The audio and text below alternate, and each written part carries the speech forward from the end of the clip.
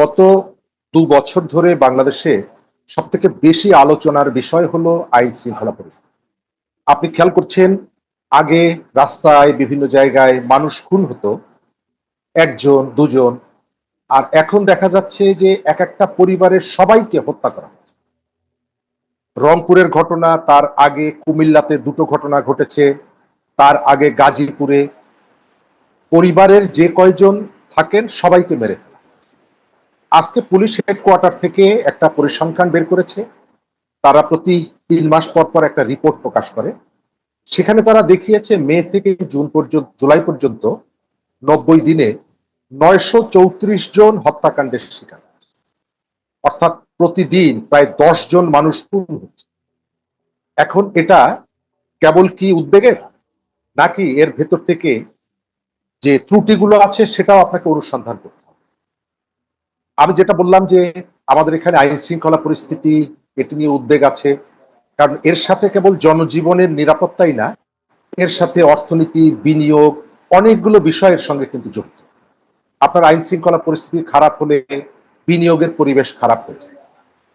আবার এর উৎসটা খুঁজতে গেলে যেটি আমি দেখি, ৫ আগস্টের পরে নতুন যে সরকারটি এলো, তাদের কতগুলো আগের সরকারের কতগুলো বোঝা তাদের কাঁধে পড়েছিল, এটা অস্বীকার করা যায় না।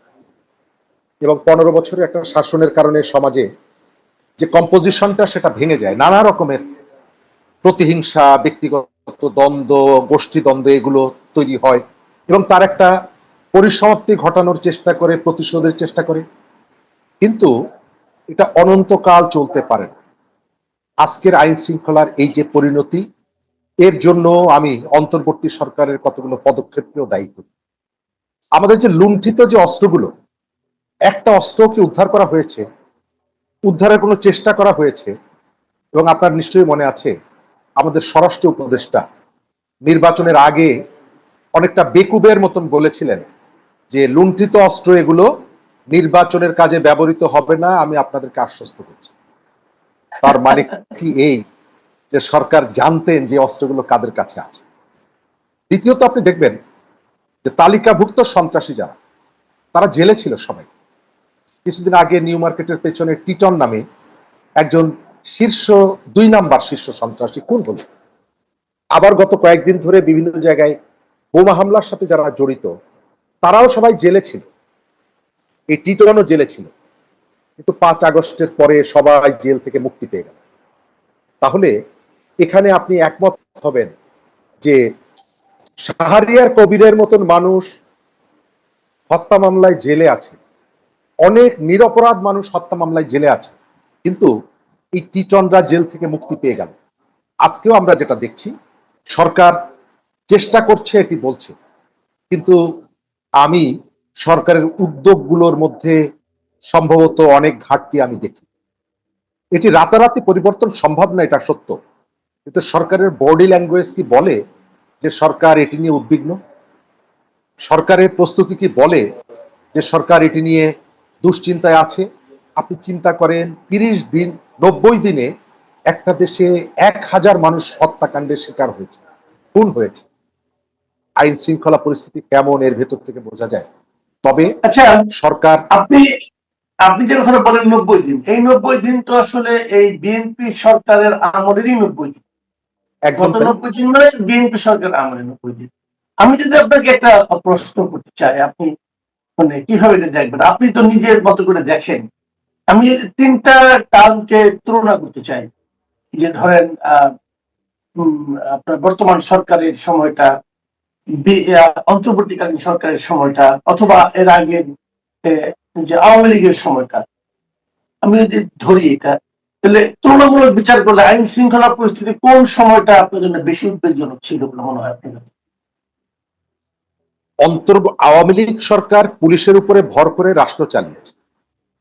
জি, কেউ যদি কাউকে যদি তার চ্যালেঞ্জ মনে হয়েছে, তাকে বাসার থেকে টুস করে এসে ধরে নিয়ে গেছে, কিন্তু রাইট। রাস্তাঘাটে কোপাকুপি, মারামারি এগুলো হয়নি। এবং মানুষের মধ্যে একটা ভীতি ছিল যে আমাকে রাতের বেলায় তুলে নিয়ে যাবে। অনেকেই ইচ্ছা থাকার পরেও অপরাধমূলক কর্মকাণ্ডে জড়ায়নি। কিন্তু অন্তর্বর্তীকালীন সরকারের যে ফিলোসফিটা ছিল, রাস্তাঘাটে মানুষকে পেটানো এবং 4 জন 5 জন 10 জন এক হলেই যে পেটানো, এবং সেই যে বাৎসন্যায় যেটা ছিল, তার ধারাবাহিকতা আমরা এখন দেখছি। বিএনপির নেতাকর্মীদের একটা অংশ আওয়ামী লীগ দ্বারা নির্যাতিত হয়েছে সত্য, কিন্তু এখন তার জন্য আইনের মাধ্যমে তার প্রতিকার না করে সে তার শক্তি দিয়ে তার প্রতিকার করতে চাইছে। এবং সরকারের একটা ফিলোসফি হলো আওয়ামী লীগকে জেলে ভরার ভেতর থেকেই সরকার দেখাতে চায় যে এখানে অপরাধীদেরকে ধরা হচ্ছে। আপনার মনে আছে হাসনাত আব্দুল্লাহর উপরে গাজীপুরে হামলা হয়েছিল অন্তর্বর্তীকালীন সরকারের সময়, এবং তারা প্রেস কনফারেন্সে বলেছিল যে আমাদের উপরে 12-14 জন মানুষ এসে হামলা করেছে এবং তারা সবাই আওয়ামী লীগের। অথচ ব্লক রেড দিয়ে গাজীপুরে সেই সময় 350 মানুষকে গ্রেপ্তার করা হয়েছিল। আপনি অভিযোগ করছেন 14-15 জন আর গ্রেপ্তার করছেন 350।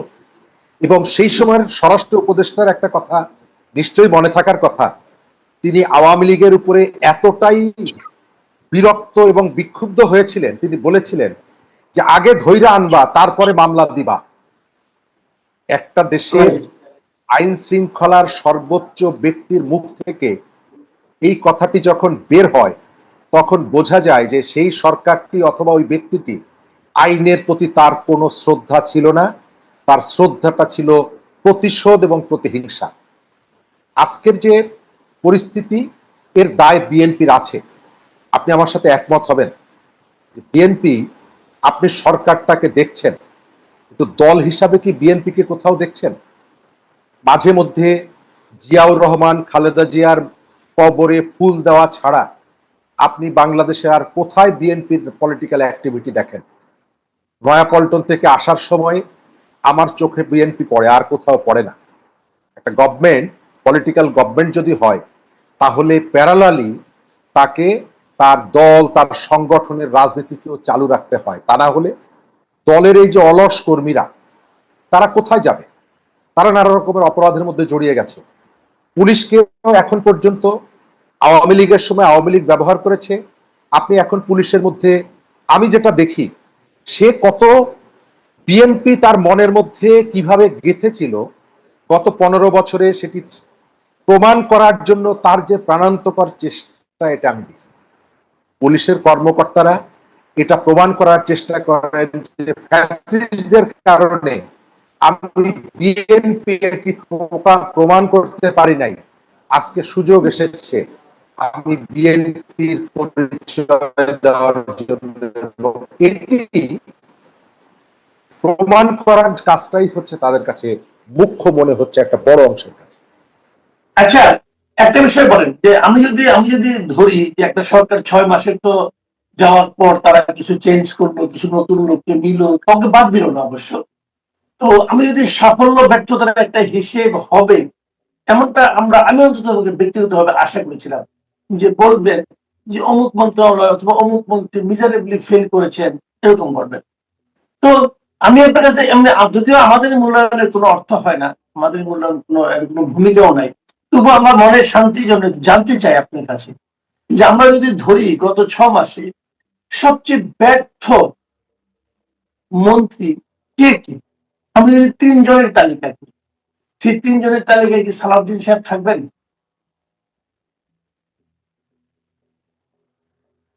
যে রেসপন্সিবিলিটি, সেটা যদি আপনি সামনে রেখে তার পারফরমেন্স বিবেচনা করেন, তাহলে সালাউদ্দিন সাহেব সেখানে থাকবেন। আমি বলে রাখি, আমি সালাউদ্দিন সাহেবকে রেসপেক্ট করি, অনার করি, কারণ তিনি গত 1.5-2 বছরে বাংলাদেশে একটা স্রোতকে তিনি রুখে দিয়েছেন।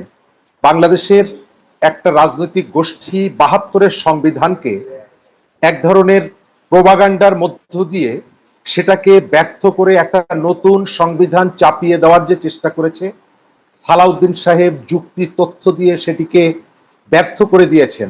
এই কারণে তাকে আমি রেসপেক্ট করি। কিন্তু মন্ত্রণালয় পরিচালনার ক্ষেত্রে তার মনোযোগের এক ধরনের দুর্বলতা আছে, যথাযথ মনোযোগ সেখানে যাচ্ছে না।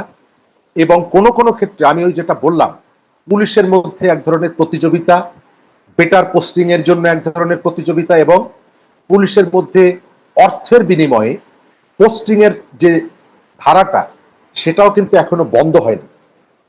বিএনপির স্থানীয় নেতারা পুলিশের উপরে প্রভাব বিস্তার করছে এবং পুলিশ কোথাও কোথাও এই কাজে ব্যস্ত থাকছে।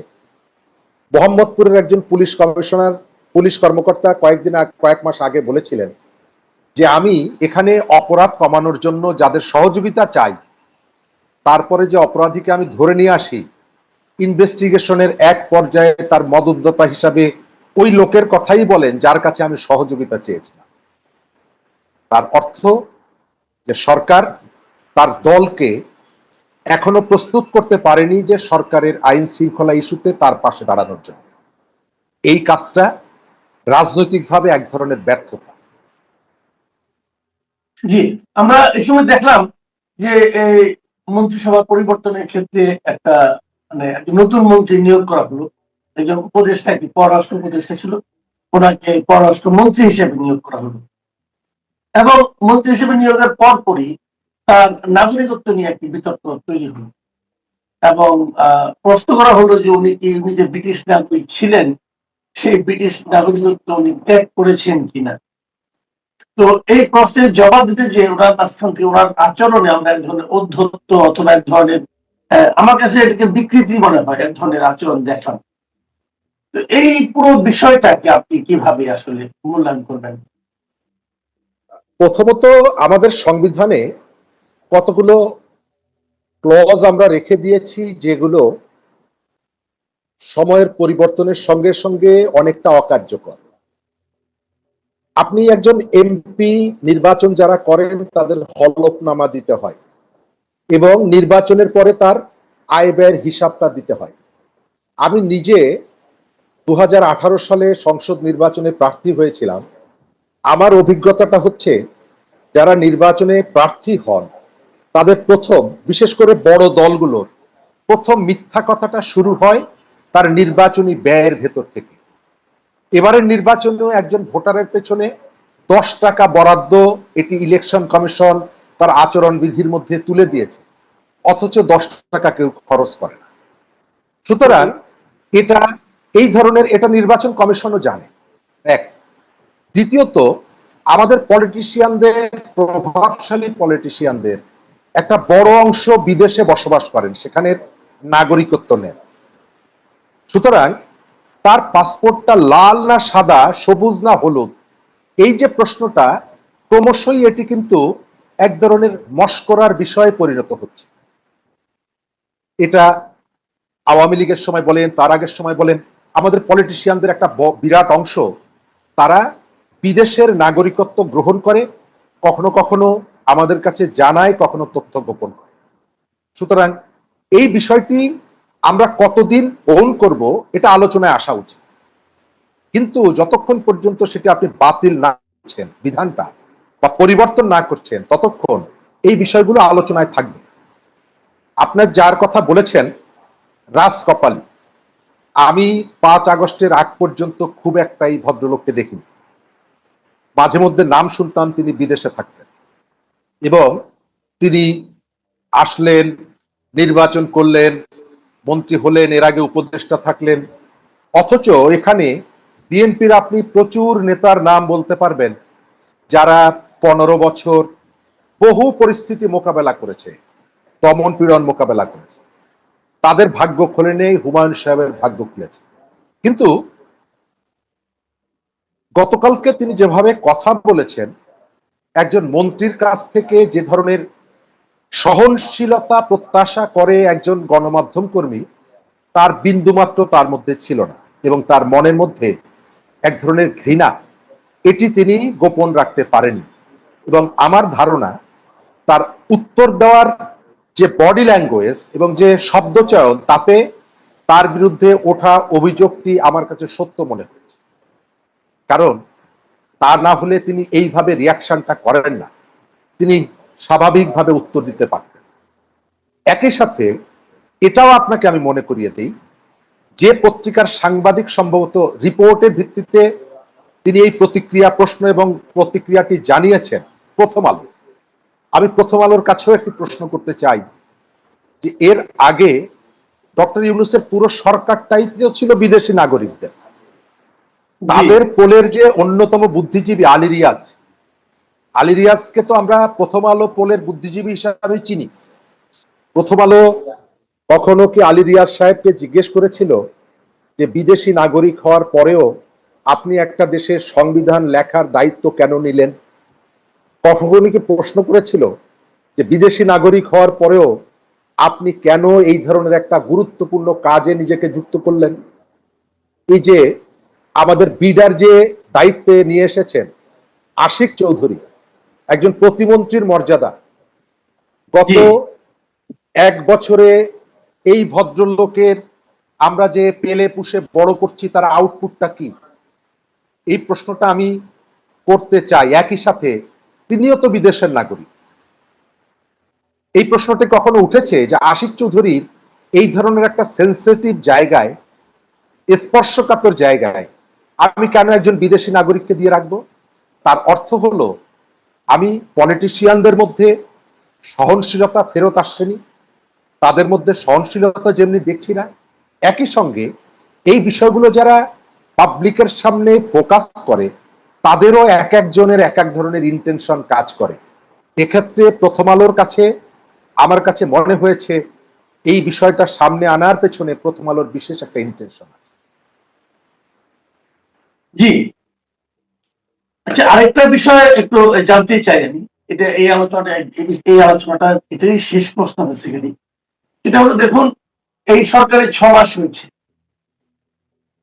6 মাসের তাদের সাফল্য ব্যর্থতা নিয়ে নানা ধরনের আলোচনা হচ্ছে, এক্সপার্টরা আলোচনা করছেন। আপনি হয়তো নিশ্চয়ই এর মধ্যে আপনাকে কেউ কেউ প্রশ্ন করেছে যে কেমন আপনি সাফল্য ব্যর্থতা কেমন দেখছেন। আমি সে আলোচনায় যাচ্ছি না। আমি জানি আপনি নিজে দীর্ঘদিন ধরে রাজনীতির সঙ্গে জড়িত, আপনি সাধারণ মানুষের সঙ্গে আপনার একটা সম্পর্ক আছে, আপনি মানুষের সঙ্গে কথা বলেন, যতটুকু আমি বুঝি। আপনি তো বিভিন্ন স্তরের মানুষের সঙ্গে দেখা সাক্ষাৎ আপনার হয়, সাধারণ মানুষের সঙ্গে হয়, বিভিন্ন পেশার লোকের সঙ্গে হয়, এমনকি আপনার বাসায় আপনার মানে মা বোনের সঙ্গে আপনার কথা হয়, আপনার স্ত্রীর সঙ্গে আপনার কথা হয়। তো এই যে মাস পিপল যারা আছে, তাদের এই সরকারের প্রতি মানে অনুভূতিটা কেমন? তারা কি এই সরকারের খুব আশাবাদী হচ্ছে, নাকি হতাশ হচ্ছে, নাকি আরো সময় দিতে চাচ্ছে? আপনি কি দেখছেন সাধারণ মানুষের মধ্যে? প্রথম জায়গাটা একেবারে সাদামাটা ভাবে বলতে গেলে সরকারের মধ্যে কয়েকটা পার্টকে আলাদা আলাদা ভাবে মানুষ দেখছে। প্রধানমন্ত্রীর কথা বলেন, তিনি কতগুলো জায়গা সংস্কৃতির পরিবর্তন, আচরণের পরিবর্তনের চেষ্টা করছেন, এই বিষয়টা মানুষ দেখছে এবং কোনো কোনো জায়গায় অ্যাপ্রিসিয়েট করছে। আবার একটা জায়গায় প্রশ্নও করছে যে যেহেতু প্রধানমন্ত্রীর অধীনের সরকার, তাহলে তাদের যে মন্ত্রীরা নানা বিতর্কে জড়াচ্ছে তাদেরকে তিনি থামাতে পারছেন না কেন, অথবা তাদের বিরুদ্ধে ব্যবস্থা নিচ্ছেন না কেন, এই প্রশ্নটা আছে। দ্বিতীয় জায়গাটা হচ্ছে মানুষের বিএনপির কাছে প্রত্যাশাটা ছিল কেবলমাত্র হেলথ কার্ড এবং ফ্যামিলি কার্ড না, একটা স্থিতিশীল সরকার। কিন্তু আমরা সেটা দেখতে পাচ্ছি না, এবং বিএনপি কোনো কোনো জায়গায় জামাত এনসিপির মতাদর্শ দ্বারা পরিচালিত হচ্ছে। বিএনপিকে শুধুমাত্র বিএনপির কর্মীরা ভোট দেয়নি, আপনি যাদের কথা বললেন সাধারণ মানুষ জীবনে কখনো বিএনপিকে ভোট দেয়নি, তারাও কিন্তু বিএনপিকে ভোট দিয়েছে। তাদের যে প্রত্যাশা যে এখানে প্রশাসনের ক্ষেত্রে মোটামুটি দল নিরপেক্ষ হয়তো হবে না, কিন্তু যোগ্য মানুষদেরকে এখানে পদায়ন করা হবে। কিন্তু আমরা যেটা দেখছি, গোপালগঞ্জ বিশ্ববিদ্যালয়ের উপাচার্য বিএনপির স্থায়ী কমিটিতে যারা নিয়োগ পেয়েছেন সম্প্রতি, তাদেরকে চিঠি দিয়ে অভিনন্দন জানাচ্ছেন। মানুষ এটি আশা করেনি বিএনপির কাছে। আবার একটা ইনক্লুসিভ সোসাইটি গড়ে তোলার জন্য বিএনপির যে চেষ্টাটার কথা ছিল, অঙ্গীকার, সেই অঙ্গীকারের ব্যত্যয় আছে। বিএনপিকে যে আদিবাসীরা ভোট দিয়েছে, আপনি হঠাৎ করে স্বরাষ্ট্রমন্ত্রী গিয়ে বললেন এখানে আদিবাসী টাদিবাসী কিছু নেই। এটা কোন ফিলসফি থেকে, কোন সিদ্ধান্ত থেকে তিনি বললেন? তার অর্থ হচ্ছে মানুষকে বিভাজন করা হচ্ছে। আপনি তৌহিদি জনতা যাচ্ছে, তার দাবি মেনে নিচ্ছে। মানুষ এই তৌহিদি জনতাকে দেখতে চায়নি বলে বিএনপিকে ভোট দিয়েছে। এমনকি যারা মেলা চেয়েছে, সঙ্গীত চেয়েছে, নারী তার কর্মস্থলে যাবে এটা চেয়েছে, মানুষ ধর্ম পালন করবে এটা চেয়েছে, এমনকি কোনো মানুষকে জঙ্গি আখ্যা দিয়ে যাকে তাকে জেলে বন্দি করা হবে না সেটাও চেয়েছে। কিন্তু বিএনপি সেই জায়গাটায় আমার ধারণা মানুষের ওই মেসেজটা তারা বুঝতে পারছেন না। আমাদের এখানে একটা বিদ্যুৎ কেন্দ্র তৈরি করতে 5 বছর 4 বছর সময় লাগে সত্য, কিন্তু কাউরান বাজারের চাঁদাবাজি বন্ধ করার জন্য তো আপনার 4 বছর সময় প্রয়োজন। সেখানে একটা সরকার 6 মাসের নাকি 16 মাসের এটা বিবেচ্য বিষয় না। আপনি যদি পুলিশকে, আপনি যদি প্রশাসনকে সেইভাবে ডিরেকশন দেন, তাহলে প্রশাসন এদেরকে দমন করতে পারে না, এটা বিশ্বাস করি না। মানুষ এখন পর্যন্ত বিএনপি ব্যর্থ এটি বলতে চাইছে না, তবে বিএনপির প্রতি যে স্বপ্ন, যে আকাঙ্ক্ষা, সেটা ক্রমশই ফিকে হচ্ছে। সেটা বিএনপি পন্থী একটু সাধারণ মানুষও যদি বলেন, আর অন্যান্য সাধারণ মানুষ তো আছে।